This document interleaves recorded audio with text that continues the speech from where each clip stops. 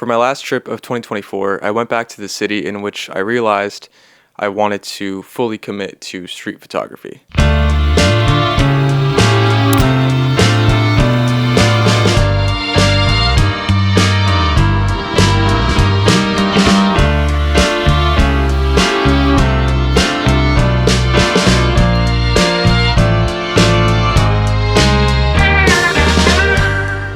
My first trip to London in December of 2022 was the first solo street photography trip I ever took.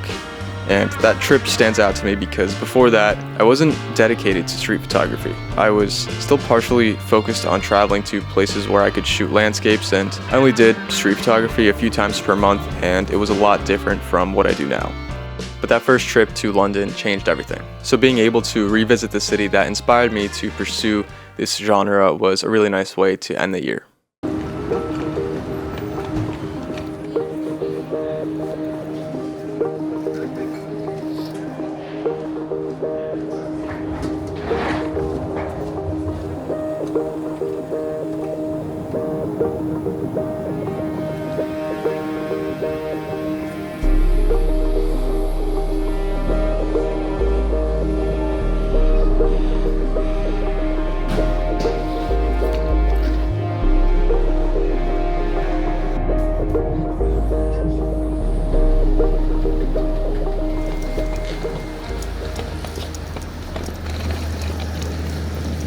Now, some people are probably going to ask, how did London inspire you to pursue street photography when you shoot in one of the best street photography cities in the world, in New York? And that's a very valid question. I am very grateful to live so close to New York City that I can shoot it basically whenever I want. And by no means am I saying that I prefer London over New York City for street photography, but when I went to London for that first time, I was lucky enough to be able to meet up with and shoot with some London street photographers that I met through the photography community on Twitter and Instagram. And even though that was my first solo trip, I basically spent 80% of that trip shooting with someone. And to me, that felt very welcoming, and it gave me memories that I probably wouldn't have had if I spent the entirety or most of the trip alone. Also, just getting to dedicate 5 straight days to street photography, which I don't think I had ever done prior to that point, that opened my eyes as to how much fun I was having and made me realize that I wanted to do things like that so much more. And now, I wouldn't say that it was the city of London itself that inspired me to pursue street photography, even though I love London. That trip just made me realize that street photography was the pathway to be able to travel and meet new people and do new things, all while doing what I truly loved, which was taking photos. And yeah, it might sound a little bit dramatic, but I think I had a bit of an epiphany while I was there, and it became obvious to me what it was I wanted to do with photography.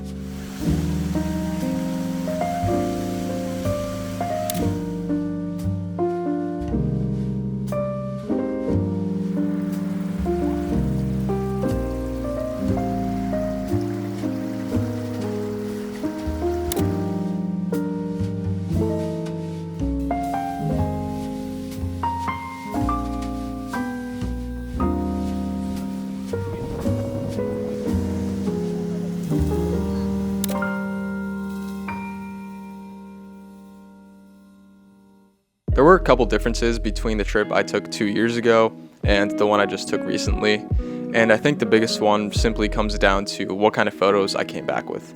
My style 2 years ago was a lot different than what it is now, and during that trip in 2022, I was basically shooting everything on an 85mm lens, where I was just looking for interesting characters and details and things of that nature.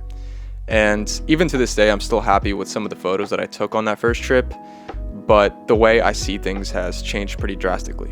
On this trip, I shot like 75% of the photos on my 35mm lens, which allows me to show more of the city and just like provide more context in the images. And I was kind of searching out for scenes where I could, include more elements and layers in the images themselves, which at the end of the day, for me, it's more challenging to do that than it is to stand across the street and look for people, further away from you at a distance and take a photo of them at f1.4. With that said, I definitely came away with less keepers on this trip, and that was for a variety of reasons. One of them being that it was getting dark in London at around 4 in the afternoon, and when you pair that with the overcast skies that I was getting for most of the trip, I just lacked a little bit of variety in my work, and I had to shoot more at night, which is not something I do as much as I used to. However, I did get to see the sun in London for the first time ever. There were 2 mornings when I walked out of the hotel and I was just ecstatic to see the sun, and I was so dialed into shooting that I barely remembered to get any video. But yeah, it was a nice sight to see, even though it didn't last for too long. And the next time I come back to London will definitely be in the spring or fall, where the possibility of getting, sunny days is much higher.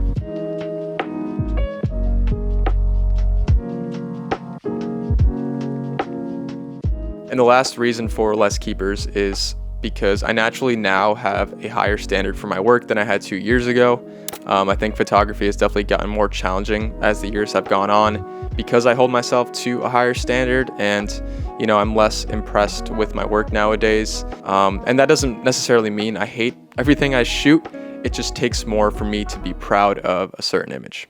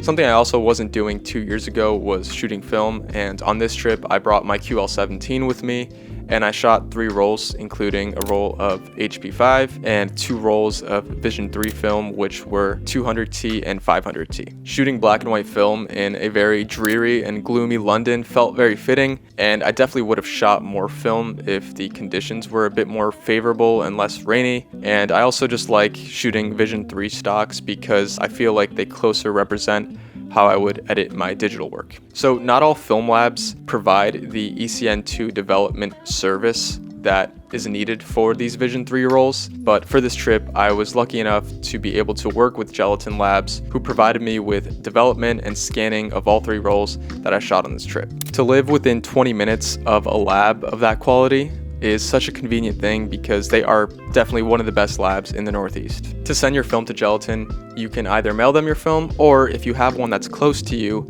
you can do what I did and drop your film off at one of their several drop boxes. Because I'm in New York City a lot, I brought my film with me on a day when I was out shooting, and at the end of the day, I dropped the film off at the Knickerbocker store on Canal Street in Lower Manhattan. However, besides that drop box, they also have several in New Jersey, one in Washington, D.C., and 2 that are actually coming to the West Coast very soon. They have a lot of new things in the works, so I highly recommend trying them out and you will not regret it.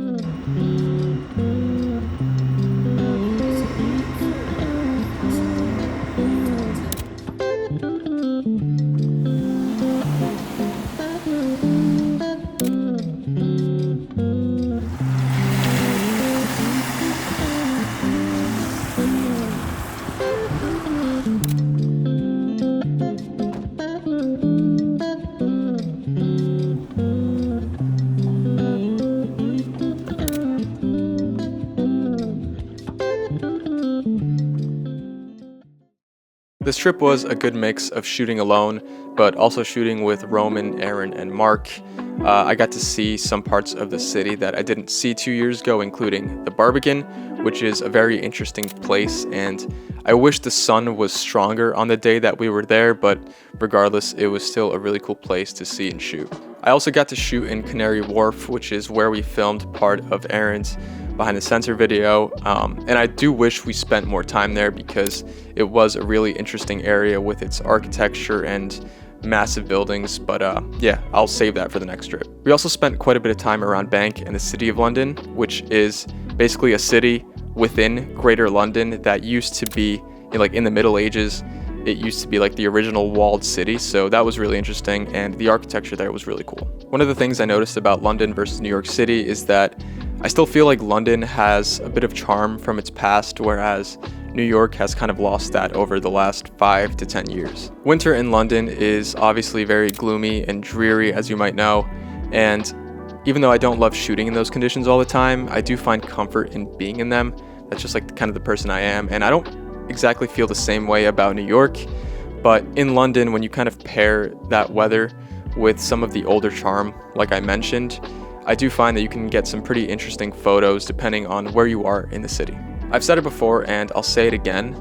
I love shooting next to bodies of water for some reason. I don't know why, I'm just like naturally drawn to it. And one of my favorite days of shooting while I was there was when I started the day at Big Ben and I walked down across the Westminster Bridge, through Waterloo, through South Bank, and then ended up walking across Tower Bridge. So it was like this big loop. And it was very gloomy, but I just enjoyed some of the scenes that I got, and yeah, some of my favorite photos were taken on that day. One of the things that sucked was the amount of people that were visiting London for the holidays. I went 2 years ago around the same time, so I kind of knew to expect it, but yeah, it wasn't really any different.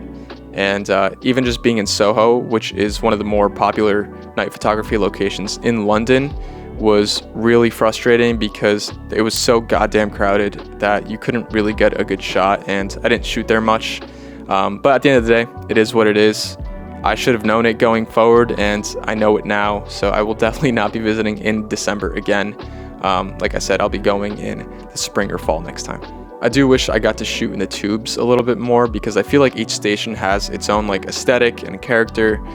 For example, like Baker Street Station and Great Portland Street and even Canary Wharf on the DLR line had some really interesting stations that I wish I was able to get better photos at. Before I end the video, I just want to say a big thanks to Roman, Eren, and Mark for the hospitality.